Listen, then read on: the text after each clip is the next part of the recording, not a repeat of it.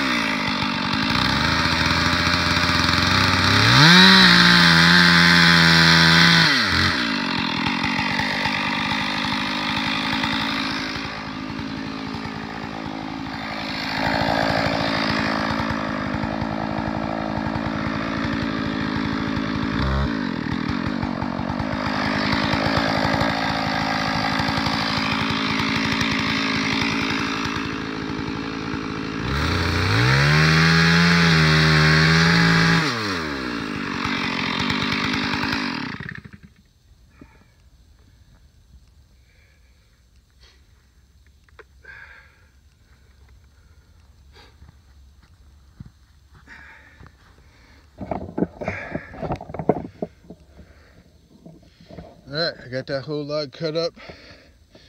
All the pieces are 16 inches. Notice that last one just had that little bit too long, but I like to cut them off and make them all nice and standard. They stack better, and I don't know, I just like it better. So now that 28-inch bar lets me stand up straight. I'm definitely just a little bit winded, but very little wear and tear on my body doing it that way. So that's what I got done so far.